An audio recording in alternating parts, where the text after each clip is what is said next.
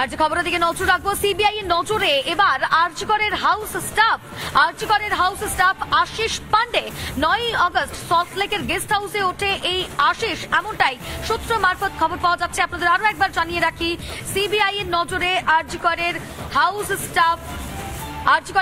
Staff Ashish Pandey.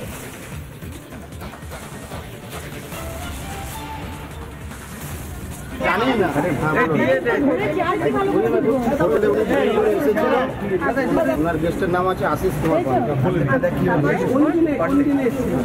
ওটা যে 9 আর কতক্ষণ ছিল সেখানে? 9 তারিখ পুরো গোটা দিন ছিলেন? হ্যাঁ, একদিন ছিলেন, পরের দিন উনি চেক আউট করেছেন। এবার সেই কারণে আপনাকে ডাকা হয়েছে, তাই তো?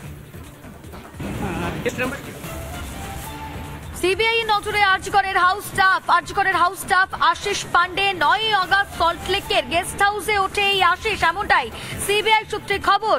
এরই পাশাপাশি আরো একটি তথ্য জানা যাচ্ছে, টিএমসিপি ইউনিট হেড এই আশিস পান্ডে, আর আশিস পান্ডের বয়ানে একাধিক অসঙ্গতি। আমাদের প্রতিনিধি অর্ণব এই মুহূর্তে আমাদের সঙ্গে রয়েছে। অর্ণব, আরো ডিটেইলে জানতে চাইবো, সিবিআই সূত্রে কি খবর পাওয়া যাচ্ছে?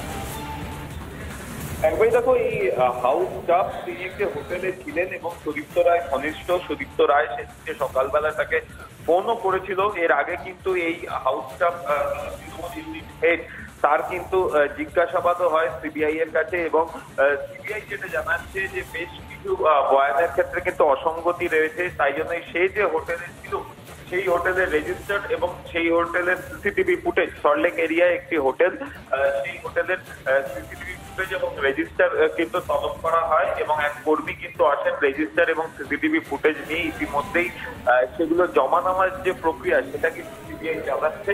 তার পাশাপাশি ওই কর্মীর সাথেও কিন্তু কথা বলছে সিবিআই এর আধিকারিকরা।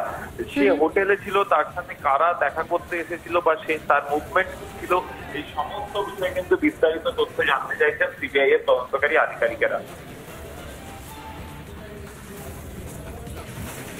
বেশ, আপডেটের দিকে নজর রাখো অর্ণব, আপাতত তোমাকে ধন্যবাদ।